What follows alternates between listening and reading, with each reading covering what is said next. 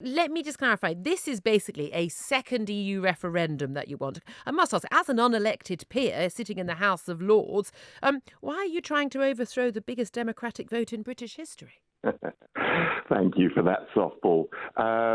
Listen, the first vote, in my view, but I think that of most of the country, was an instruction to the government to go negotiate terms of our exit. 2 years later, we have a government which simply cannot agree on terms, even with itself, let alone with Parliament or with Brussels. The process has descended into farce, muddle and stalemate, as Boris Johnson's comments demonstrate, I think. We've had a week where, Labour moves its position, but the people behind it don't really believe it. Don't worry, we've got a bit of background noise behind. Don't worry, okay. Lord Malloch Brown, continue, don't worry. And, where the Tories are in complete chaos.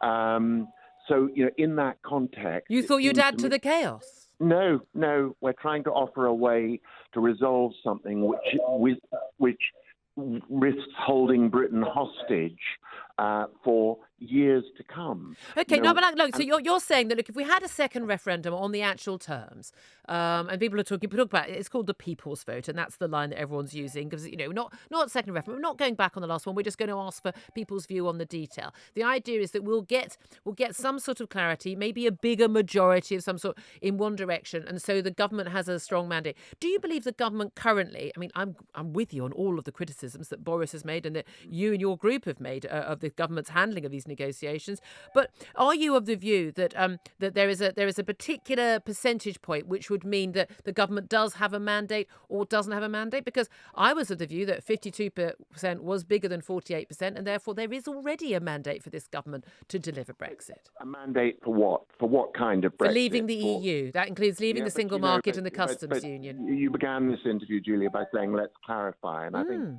you are a very smart journalist. You know that simple statement is, as misleading as Brexit or no Brexit. We've descended into a series of sound bites which simply don't illuminate the issues for the British people. And our argument is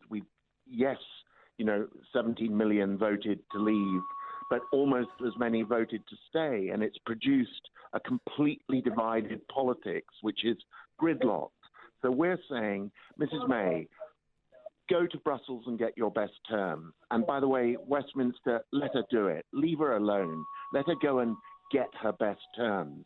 And then bring it back and let her put them to Parliament and be after Parliament to the people. And then let's have a real conversation, not the project fear or the fake facts on the side of buses of the first referendum. Or in Treasury documents. A real conversation about the pros and cons of the deal. Okay. And then let's arrive at a national consensus, one way or the other. But Lord Malloch Brown, you know perfectly well, we're not going to arrive at a national consensus. And Brexit didn't create the divide. Brexit exposed a divide that was going on. The reason why MPs agreed to give the vote to people was because the country was so divided on this issue. Can I ask you, if there had been a vote of 52% to remain back in 2016, those heady days 2 years ago, and that was based on the idea of what David Cameron, all the others who were campaigning for Remain were talking about, which was about having an EU, stay in the EU and reform the EU.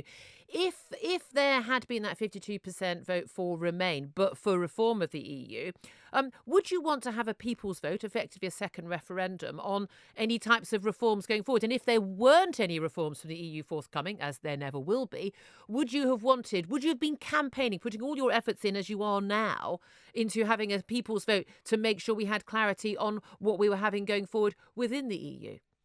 Look, Nigel, if I wasn't doing it, Nigel Farage would. But why wouldn't you want to do it? If it's all about clarity and unity, why wouldn't you be campaigning for that? Because that would be a very different proposition. We'd have stayed in and we'd be fighting to reform the EU, and the next election would have provided a vehicle for whether the government had or hadn't prevailed in that fight, for people to determine it. Instead, we voted by a narrow majority to leave.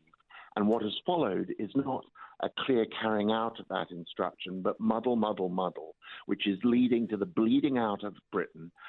Investors are sitting on their hands. Doctors and nurses are not coming here to work anymore. Well, yes, they are. No. Hold on a minute. Lord Malloch Brown, a few moments ago, you just said, let's stop all the lies, but, silly messages on the sides of buses.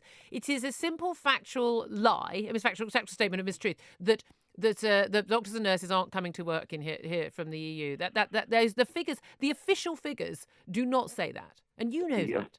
Well, that's exactly why we have to get this conversation to a place where real facts... No, people like you... No, with all due respect, Lord Malloch Brown, Julia, people like you need to not state things you know to be untrue.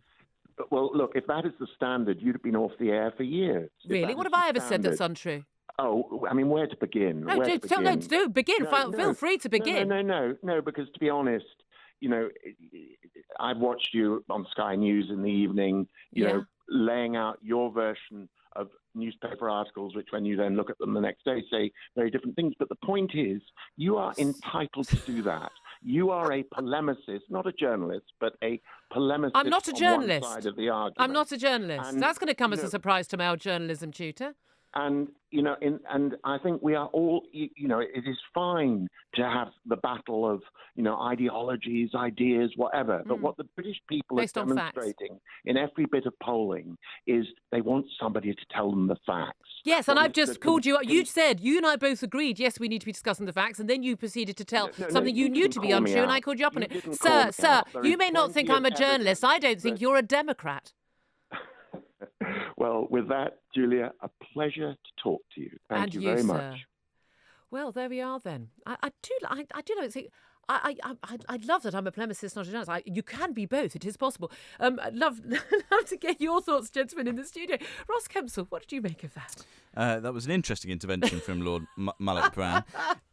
It's important to remember Best for Britain are criticised by some Remainers as well, because there are significant Remain voices, including in the Labour Party, who are concerned that this direction of calling for a people's vote of effectively a second referendum is not the best way to win concessions on Brexit. So if you are a Remainer and you have your political strategy right... And you want a good deal, you wouldn't be doing this. There are sources I speak to who are unhappy about the way this campaign is going and who say we would much prefer to push for a soft Brexit from the government that's achievable and attainable and meets many of the milestones that they want to. This is something which is not even a majority view amongst Remainers, I'm afraid. That's he talked about polling, didn't he, Peter Edwards? And you're on the Labour side, a Remainer who accepts the vote, but the evidence is that all but about sort of 25% of the population say when they voted Leave or Remain say just get on with the job. Well, yeah, I think I just heard the slow radio death of Mark Malloch Brown on your show. He does himself no favours, really. As a Remainer like me, I think also he was a Labour minister, so he's presumably a party member. He does our cause very little good by saying things that are clearly not true about an apparent shortfall in doctors and nurses caused by Brexit. It's not happening. I think he's done himself a bit of a disservice, and Best for Britain would be much better concentrating on a pro-jobs, good for the economy, soft Brexit, rather than trying to overturn the result of the referendum with such a spurious underlying reasoning. Well, there you are. That's you told, Lord Malloch Brown. Thank you very much indeed, gentlemen. It's time, actually, for you to leave us. Peter Edwards, former editor of Labour List, and Ross Kempsell, chief reporter at the Guido Fawkes website. I look forward to seeing that video. The eyebrow raised from Ross Kempsell on the Guido Fawkes website a little bit later on. You can see the expression on my face when I was told. I tell you what, you know what really annoys me, saying I'm not a journalist? I spent $6,000 on a career development loan to go and do a journalism course. I did shorthand classes at 8 a.m. Trust me. I did my local paper training. I did my journalism training.